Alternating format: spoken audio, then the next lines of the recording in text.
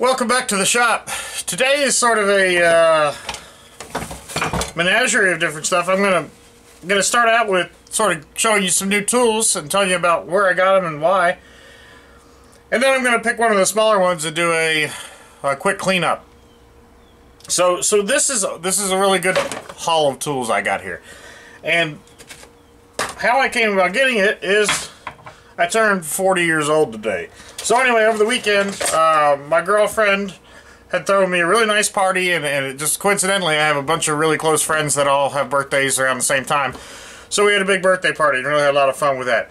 And anyway, I got some really cool gifts. People have, I honestly don't tell that many people about my channel. I mean, I don't advertise it too much or anything. But anyway, my close buddies know that I do the YouTube stuff. And anyway, especially my brother. My brothers always give me cool stuff. But anyway, when they find tools, they sort of set it aside for me, and you know, it makes great gifts. So anyway, I'm going to show you what I've got here, and it's in no particular order.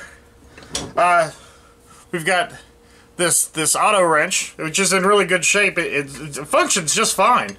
It's, I mean, a little bit beat up, but not too bad in the scheme of things. And I like this one because it has the metal handle on it. I'm over the woodworking phase. This one, actually, this was something I pinched out of my father's toolbox. I saw it in there and said, you know, this has got to come home with me. It's what appears to be a this HKP used to be a bolt cutter, and then they apparently broke the bolt cutter, and then they welded this head on. But they didn't do a very good job welding it on there. There's no weld on the inside, and I can see that it's starting to crack here. And I have some nickel rod, so I think I could heat this puppy up, throw it in the barbecue grill, get it nice and hot, and then come back with a nickel rod and weld that up. And I think that'd make a pretty fun little project. It probably won't be the most comfortable thing to use, but it'll be cool. My brother Nick got me a pile of these body wrenches. These are sort of new to me. I mean, in the sense that to see body wrenches on there and to see these holes in here, I'm just thinking that these might be to pull from. I don't know. That's just conjecture. I'll have to do a little bit of research on it. Some of them are complete chowder. I mean, you can see that the threads on that one are just shot. But the rest of them are in pretty good shape, so that's pretty neat. This was something I found floating around. This is just a handle off of something, and anyway, got me a set of forging tongs. Don't do much forging, but I do like to use the barbecue grill, so this will be handy for that. These, let's say the Robert Wrench Company, New York. These are really neat. I think these are just wild looking tools, and you know, I got two of them. I got a large one and a small one. I think I may have seen these on another channel before, but it's been a while, so I have to go back and figure out exactly what the application for these are. The larger ones are able to be completely disassembled. These smaller ones have a sort of pin on there, or this locking washer that I wouldn't dare mess with. But anyway, both of them function perfectly. They just need to be cleaned up. This is a real oddity. This is a very interesting tool. It's got these two balls on the end of it, and it's got holes in the handle. And apparently this tool, you take a string, and you feed the string in through this side, and out this side, and you put a knot on it. And when you pull the string, you go up to a bull, or a cow, or whatever, and you grab it by the nose, and then you grab your piece of string, and it keeps it shut. And you can turn the animal around with these pliers. I mean, how cool is that? I'm not sure I'll have much application for these, but I think they'll be pretty cool cleaned up. This is really, really interesting. So this is a Remington Arms Company skeet thrower, or pigeon thrower. And it seems to be complete. And the really novel thing about this skeet thrower is that it has all three legs on it. I've seen a lot of these at their flea markets. I've seen them at tractor shows and things like that. You see them all the time, but they only have 2 feet on them. So this seems to be really, really complete. It's even got this old pulley on it.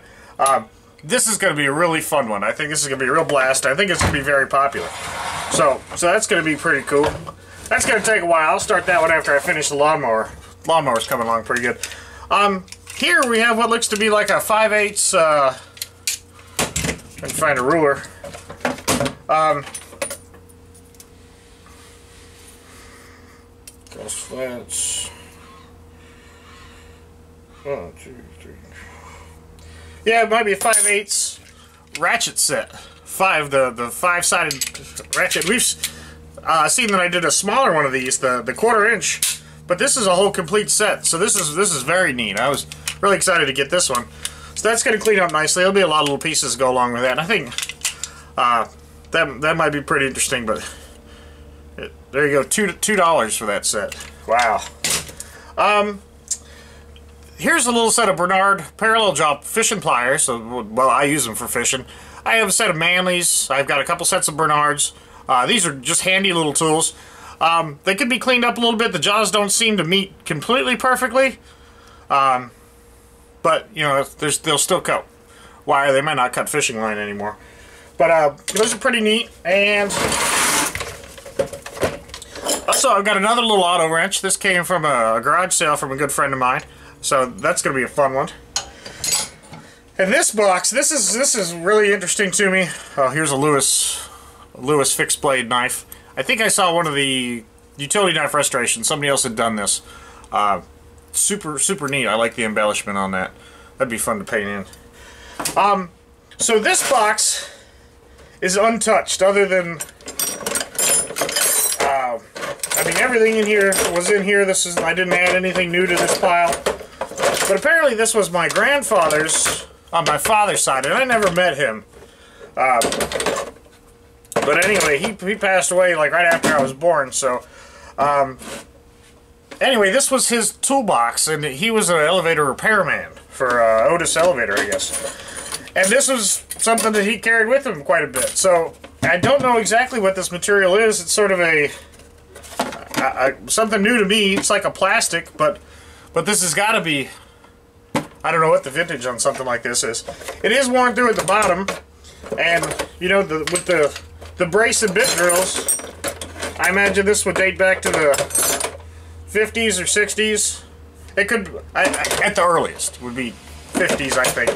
But anyway, I'm not too worried about the brace and bit stuff. That I've redone a couple of those. These are all in really good shape. These probably would just stand to be wiped down and cleaned up a little bit.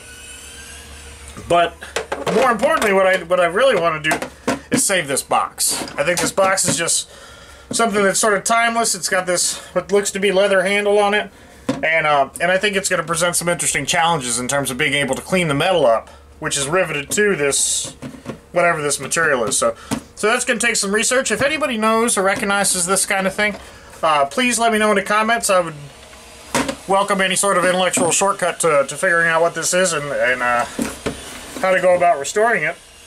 But again, yeah, this is all very new to me. So you're sort of seeing some of this stuff for the first time because I've received it, but not really had a chance to really look into detail of these and even figure out who makes them. So anyway, thank you to everybody for all the cool birthday gifts. It's really neat stuff, and I'm excited to share them with everybody who's watching. So to that end, I'm going to pick a tool out of this pile and bring it back. Because I have so many of these clamps, I think I might as well get started on one of these. This will give me a good before and after while I'm, anyway, a good comparison between the two. You're not going to watch 8 videos of me doing these, so anyway, I'll get started and clean this one up and we'll see how it turns out. Also, one of the other things, there was a machine that was getting scrapped. It was just this Monarch Atta furnace, and it had a neat cast iron tag on it, so I yanked the tag off of it before it hit the scrapyard. And, you know, I figured I'd clean it up. If somebody has an old furnace like this and needs a tag, you know, let me know. I live in South Florida. I don't have a furnace. But anyway, you know, if somebody needs this or whatever, I'd be amenable to give it away someday if it fits their old furnace or whatever. Just let me know.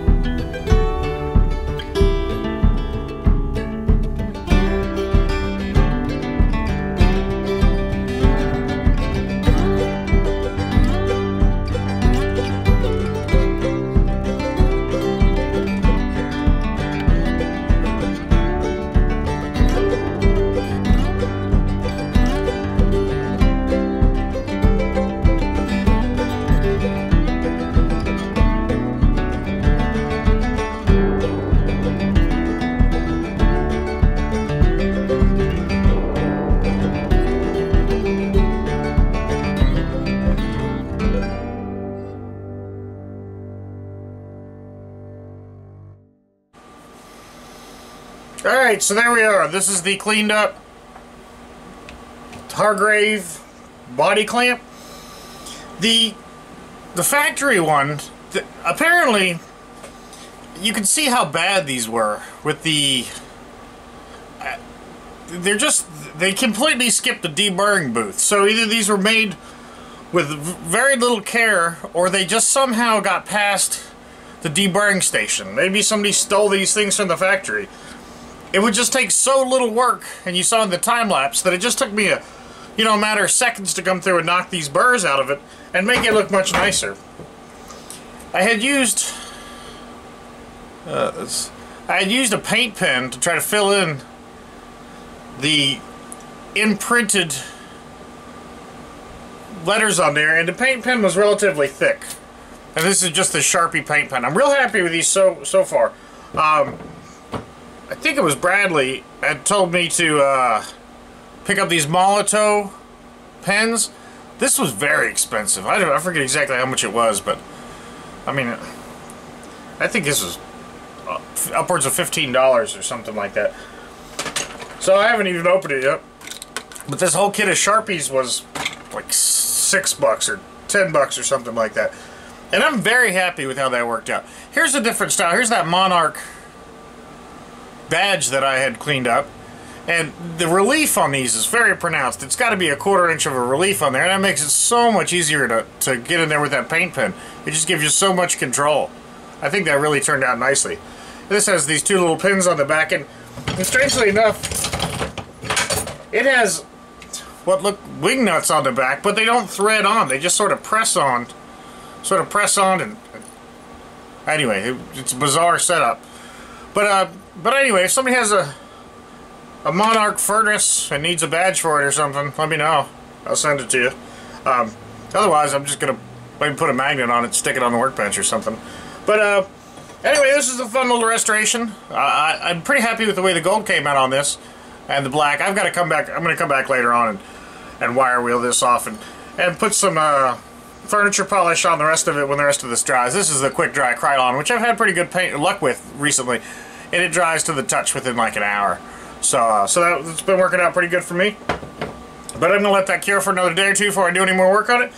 That's gonna conclude this video. I want to say thank you to all my friends and family for the very cool gifts, and I'm happy to share it with you with everybody on the channel. And we've got a lot of cool content coming up. So anyway, thanks for watching, thanks for subscribing, and again, if you have any comments, questions, criticisms, concerns, feel free to leave them in the comments section. Thanks, have a good night.